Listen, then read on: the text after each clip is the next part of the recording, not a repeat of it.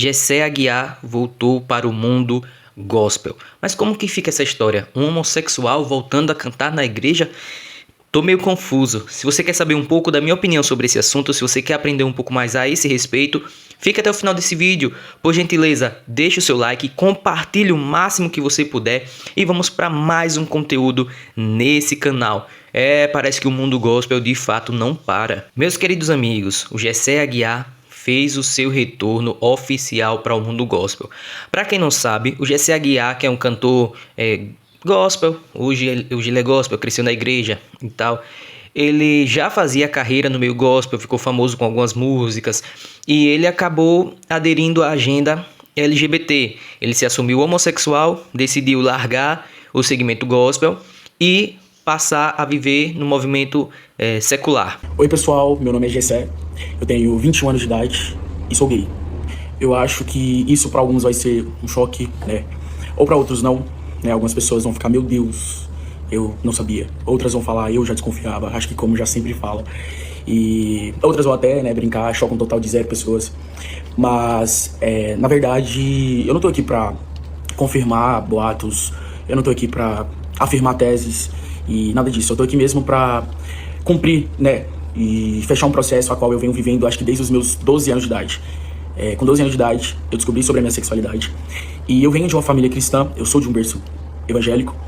E a gente sabe que esse contexto é um pouco complicado para pessoas que são gays. Depois de um tempo, ele retorna e diz que agora ele vai voltar para o segmento gospel, diz que vai abrir mão das suas práticas pecaminosas e tal. Pessoal, olha, tem alguns dias que eu tô relutando, que eu tô assim pensando se vale a pena, se era necessário. E o Espírito Santo também tem me incomodado já tem alguns dias pra eu gravar esse vídeo aqui pra vocês, pra comunicar algumas coisas, oficializar outras coisas, erradicar algumas suposições e ser totalmente honesto e verdadeiro com vocês. Na madrugada de 15 de fevereiro eu tive uma experiência incrível com Deus. Eu tava voltando da casa do meu pai, mais ou menos por volta das 3 horas da manhã, e eu tava quase chegando em casa, passando por uma avenida que ela é bem movimentada, e eu encontrei um homem muito alcoolizado, tipo assim, no meio da avenida, sabe? E aquele trecho que ele tava, passava muito caminhão, e de certa forma eu me preocupei com ele porque ele tava muito alcoolizado, então eu acho que ele não tava tendo muita noção do que ele tava fazendo. E aí eu comecei a buzinar com o carro, comecei a fazer alguns sinais pra que pudesse chamar a atenção dele e ele saísse dali de onde ele tava, porque realmente tava muito perigoso. E aí eu comecei a fazer alguns sinais pra ele e ele começou a vir em direção ao carro, até que ele chegou do lado do meu carro. Eu tava com os vidros fechados porque eu tava receoso, querendo ou não, a região que eu tava é um pouquinho perigosa, e de madrugada eu tava com os vidros fechados. Aí eu abaixei um pouquinho ele do lado, e aí quando ele realmente chegou do lado eu percebi que ele realmente tava muito alcoolizado, que ele tava precisando de ajuda. E aí ele falou que tava ali, né, porque ele tava realmente muito bêbado e ele não tava conseguindo chamar um Uber porque ele precisava sacar um dinheiro. Perto de onde a gente tava, tinha uma caixa, né, e lá tem caixas 24 horas que dava pra ele sacar o dinheiro, e ele só tava querendo isso, ele só precisava sacar o dinheiro porque parece que tinha dado um problema no celular dele e ele não ia conseguir chamar um Uber. Eu ofereci ajuda pra ele, pode parecer loucura, ele entrou dentro do carro e eu levei ele nessa tal caixa pra ele sacar o dinheiro. Eu não sei se é porque o lugar que a gente tava era muito escuro e ele do lado de fora, muito alcoolizado, talvez não notou com facilidade. Mas quando ele entrou no carro, a luz acendeu, né, do carro, e aí as coisas ficaram um pouquinho mais claras e ele olhou pra mim. E ele me reconheceu assim imediatamente. E aí nesse momento ele começa a ficar emocionado, começa a chorar. Ele começou a ficar um pouquinho assustado também com tudo que tava acontecendo, meio incrédulo. E ele olhava pra mim e falava, cara, as suas canções me ajudaram muito, sabe? Em um certo momento da minha vida, até hoje eu escuto. E nesse momento eu sinto que o Espírito Santo, ele me acertou, sabe? Eu sinto que o Espírito Santo realmente, com suas cordas de amor, me atraiu. Porque esse homem virou pra mim e falou que tava afastado da igreja, que ele era um pregador, que ele era itinerante e que ele falhou. Ele cometeu um pecado de adultério dentro da igreja e ele foi muito rejeitado, ele foi muito julgado e ele decidiu se retirar daquele ambiente e não tinha conseguido retornar mais. E aí de repente ele começou a falar do chamado dele com muito carinho, com muito apego, sabe, com muito amor. E eu comecei a perceber aquilo e notar que ele realmente amava pregar, que ele amava fazer aquilo que Deus tinha chamado ele pra fazer. Quando eu me vi, eu já tava falando muita coisa pra ele, falando, cara, volta pro teu chamado, volta a fazer aquilo que você nasceu pra fazer, volta pro centro da vontade de Deus, porque eu tenho certeza que é lá que tem paz, é lá que tem felicidade.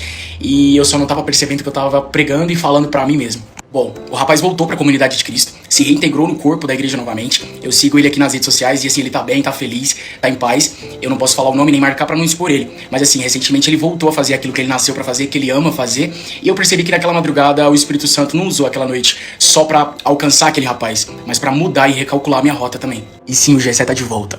Eu tô de volta pra aquilo que eu tenho que fazer, pra aquilo que eu nunca deveria ter deixado de fazer. E foi muito doloroso chegar até aqui nesse momento. Foi muito difícil construir todo esse caminho, toda essa jornada pra parar aqui né, de frente para uma versão minha que entende o propósito, que entende o chamado e que além de entender, aceita. E eu fico até um pouquinho emocionado porque eu vou falar uma verdade para vocês, eu não... Se fosse hoje, se me dessem a opção hoje de tipo assim, cara, você tem um botãozinho aqui pra você apertar e você vai conseguir resetar tudo e você vai poder escolher não ter fama, não ter nada disso, sabe? Não ser conhecido, só ficar lá no Ministério Balneário, Pastor Marzinho, servindo lá, sendo uma pessoa comum. Eu escolheria. De verdade. Jesus sabe que eu escolheria. Mas não é o que ele escolheu. Você entende? Quando a gente entende isso, todos os fardos, todos os pesos, tudo some. Tudo se torna irrelevante, tudo se torna nada perto da presença, perto do chamado, perto daquilo que a gente nasceu pra fazer, que a gente nasceu pra viver, que é a vontade de Deus, que é boa, perfeita e agradável. Mas existem algumas coisas que aquele Gessé fez, que aquele Gessé transpareceu, e é em nome dele que eu quero pedir perdão pra vocês. Se de alguma forma eu ofendi vocês, se de alguma forma eu falhei com vocês, se de alguma forma eu fui pesado com vocês, se de alguma forma eu escandalizei vocês. E o que tá acontecendo aqui não é pressão, não é porque me pediram, não é porque me aconselharam. Simplesmente é porque eu fiz uma autoanálise de tudo e eu falei, cara, eu acho que aqui você falhou, mano. Aqui você perdeu a mão. Aqui você perdeu a linha, saca? Então quando a gente chega nesse lugar, a gente entende que existe uma necessidade de descer. Que existe uma necessidade de reconhecer. E quem faz isso é só o Espírito Santo. Me apegando nessa força do Espírito Santo, na presença, me agarrando nela, entendendo o que Deus quer pra mim, confiando no que Ele tá me dizendo. Porque não foi o homem quem me prometeu, não foi fulano, não foi ciclano, foi Ele. Ele me chamou, Ele me escolheu. E eu quero olhar só pra Ele, só pro alvo. Eu sigo adiante, eu aceito o meu chamado. Eu aceito dizer não pras minhas prioridades, eu aceito dizer não pras minhas vontades, eu aceito dizer não pra tudo aquilo que me prenda, pra tudo aquilo que me pese e me impeça de viver o meu chamado. E aprendendo com Cristo todos os dias, eu vou conseguir cantar e escrever pro cansado. Eu vou conseguir ser voz pro sobrecarregado, eu vou conseguir ser ponte pro rejeitado, eu vou conseguir estar pronto pra viver o meu chamado. Pra finalizar, eu quero dizer que eu encontrei meu tesouro, que eu encontrei o meu bem precioso e que, tipo, nada mais me satisfaz. Porque eu sei que não importa quantas vezes eu tenha que recomeçar, Ele sempre vai ter uma mão estendida pra mim. E é justamente por Ele que eu retorno, justamente por Ele que eu me arrependo, justamente por Ele que eu recalculo a rota, que eu aceito o meu chamado, que eu aceito o meu propósito, que eu encaro a missão, por mais que me doa, por mais que às vezes seja muito difícil, muito cansativo, porque mas eu aceito. Pra finalizar, eu quero muito repetir uma frase que Neemias disse quando eu tava reconstruindo os muros de Jerusalém, e Sanbalat e Tobias começou a colocar alguns impedimentos pra reconstrução dos muros. Neemias disse, eu estou em uma grande obra, e eu não posso parar. E assim como Neemias entendeu, eu também entendi, que eu tô numa grande obra, e eu não vou parar. Eu sou carente das orações de vocês. E eu quero agradecer a todo mundo que sempre ora, que sempre torce, que sempre tá aqui, independente do momento, independente da fase. Vocês são incríveis e essenciais pra minha jornada. Deus me disse que chegou um novo tempo. E eu conto com os meus irmãos em Cristo pra recomeçar. E ele já tem agenda na igreja da pastora Renálida, né? Quem não sabe, essa pastora é uma pastora muito polêmica, considerada como uma pastora sensual. O pastor Anderson Silva, inclusive, né, teve uma audiência com ela, chamando ela de estelionatária da fé. Veja que pesado, né? E ele anunciou seu retorno e ele vai cumprir a agenda na igreja dessa pastora.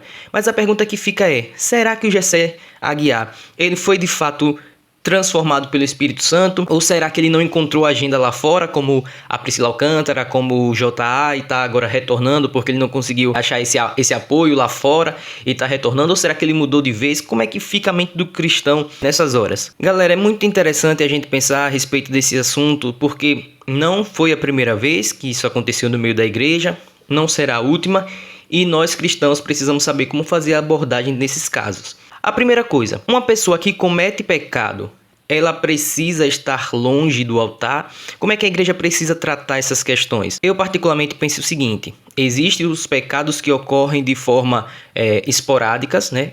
O cristão, ele sempre vai cometer pecados, ele sempre vai lutar contra a sua natureza pecaminosa, não tem jeito. Nós sempre continuaremos pecando, embora santos, embora filhos de Deus, nós sempre seguiremos pecando. Acontece que o pecado de cunho sexual, ele é um pouco mais problemático. Eu vou te dizer por quê. Não é que é um pecado que é diferente dos outros. Não é isso. Tudo é pecado diante de Deus. Mas acontece que se você mente, por exemplo, a mentira é algo que acontece assim, ó. De repente você se viu numa situação difícil, você mentiu, você pecou. Agora, se você pratica um pecado de cunho sexual, significa dizer que aquilo já está se estendendo por um certo tempo. Veja, ninguém se assume homossexual, ninguém larga a igreja, ninguém pratica promiscuidades, ninguém começa a ver conteúdos pornográficos de uma hora para outra. Primeiro aquilo é gerado no coração, né, na mente, E aí o ser humano ele vai alimentando tudo isso e vai vivendo numa vida promíscua até que isso aconteça, falando dos pecados sexuais. Então existe a diferença do cristão que peca de forma acidental e do cristão que peca de forma deliberada, de forma constante e de forma que não se arrepende dos seus pecados. A igreja precisa tratar essas duas pessoas de formas distintas, certo? Todo pecado precisa ser corrigido, todo pecado precisa ser exortado. Mas o que a Bíblia vai nos instruir a respeito do membro da igreja que quer continuar na prática deliberada do pecado é que ele seja excomungado, que ele seja expulso do corpo de Cristo porque não quer se submeter aos ensinamentos da doutrina dos apóstolos, do evangelho de Cristo e tudo mais. Então existe essa diferença. Se o Jessé Aguiar ele se assumiu gay, aquilo não foi da noite para o dia. Mas talvez você possa estar pensando assim, mas em relação às práticas homossexuais e tal, esse é um desejo que já vem gerado desde cedo.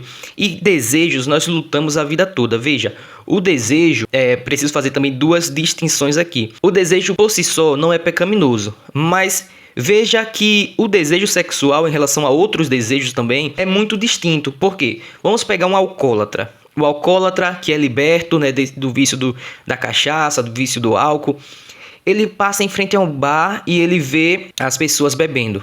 Se ele é um ex-alcoólatra, ele pode talvez sentir desejo de consumir aquela bebida. Aí ele vai ficar desejando aquela bebida, queria beber hoje e tal, mas aí ele passa, ele resiste, ele não bebe. Ok, esse é um desejo. O desejo em relação à prática da homossexualidade ou qualquer desejo sexual pode ser também no campo da heterossexualidade também, não tem problema. É um pouco diferente. Por quê? Porque nessa área sexual, o desejo ele pode ser sim pecaminoso. Então veja que situação complicada, porque se eu passo numa rua e olho para uma mulher com desejo de possuí-la, eu estou pecando. É o que a Bíblia vai instruir. É o que Jesus vai dizer, na verdade. Jesus ele eleva o padrão da lei, né? A lei ela vai dizer assim, não adulterarás. Então você pode dizer assim, beleza, eu nunca vou me relacionar com outra mulher. Mas Jesus eleva o padrão quando ele diz, olha, mas se você olhar e desejar, se você olhar com um olhar pecaminoso, você já adulterou no seu coração, você já é adúltero, já pode ser considerado adúltero. Então ele elevou o padrão da lei. Então o desejo em relação às questões sexuais também é distinto dos desejos normais. Então perceba que esse pecado, o pecado da prática homossexual, ele tem que ser visto com outros olhos na seguinte perspectiva. Qual que é o comportamento do cidadão homossexual quanto às questões do evangelho? Porque o que eu defendo é o seguinte, o cristão ele pode ser sim homossexual, certo? Porque a psicologia não bateu o martelo se o cidadão ele nasce assim por alguma falha hormonal, alguma questão genética, ou se realmente de onde que vem isso, ou se realmente é algo que é adquirido ao longo do tempo. Certo? A psicologia não bateu isso. A gente sabe que biologicamente existe homem, existe mulher. Mas perceba, o fato do cidadão ser homem e ser mulher, como a biologia diz, não implica dizer que a biologia versa também sobre a heterossexualidade. O que a biologia vai dizer é que o ser humano ele nasce macho e fêmea. Mas a biologia não vai dizer que o ser humano ele nasce hétero ou homo. Percebeu que a sexualidade é algo que vai além da biologia em si? É óbvio que pressupõe-se que o macho relaciona-se-á com a fêmea, mas a biologia ela não explica isso. Então, essas questões mentais, de práticas e tal, é algo que está no escopo talvez da psicologia ou talvez fuja disso. Mas ser homossexual em si não é pecado. O ser humano, se ele pudesse escolher não ser homossexual, eu tenho certeza que ele escolheria. Ele diria, olha, a partir de hoje eu vou ser heterossexual. Escolheria. Mas entenda, quem é que iria escolher sofrer preconceito? Quem é que iria escolher ser xingado, ser humilhado, sofrer homofobia? Acredito que ninguém escolheria esse lado da moeda se fosse algo opcional. E talvez essa opinião minha seja um pouco impopular, mas é a verdade. Mas quando o homossexual ele se converte, ele vai precisar entender que ele vai lutar agora contra os seus desejos sexuais. Isso que o Jessé Aguiar fez de se assumir homossexual e de largar a igreja, que foi o mesmo caso do cantor J.A., é algo, como é que eu posso dizer, talvez mais nobre do que se eles continuassem pecando, praticando a homossexualidade e estando no meio da igreja. Agora, quando o cidadão ele decide viver na igreja, decide viver para Cristo, embora ele tenha tendências homossexuais, ele terá que se abster das suas práticas sexuais, ele vai ter que ser celibatário e trabalhar a sua mente no poder do Espírito Santo, com a ajuda de Cristo, com o auxílio de Cristo, para não pecar também mentalmente. Se o homossexual, então, ele se converte e ele abandona as suas práticas, mas a tendência ainda está lá, ele pode se voltar a Cristo e ele pode tentar encontrar força junto à comunidade, com seus irmãos, em oração, no poder do Espírito Santo e viver uma vida se abstendo de pecados sexuais. Assim como uma pessoa que é heterossexual, que vem de uma vida promíscua, uma vida de prostituição, ela precisa se converter dos seus pecados. Então, muito provavelmente, ele vai lutar com isso a vida toda. Assim como eu, hétero, preciso lutar a vida toda para ser monogâmico, para não trair a minha esposa, para não desejar uma mulher que passa na rua. O homossexual também tem que se submeter a isso. A prática homossexual é uma prática pecaminosa. O fato dele ter tendências homossexuais não é pecado, é fruto do pecado que corrompeu o ser humano. Sim, isso é fruto do pecado. Só existe homossexualidade no mundo porque o ser humano pecou, o ser humano caiu e entrou em um estado de depravação total. Mas a prática homossexual, essa sim é pecado. E ainda assim, se ela tiver desejo, ela precisa se abster. Então, voltando para o Jessé Aguiar em si, ele voltou com sua agenda.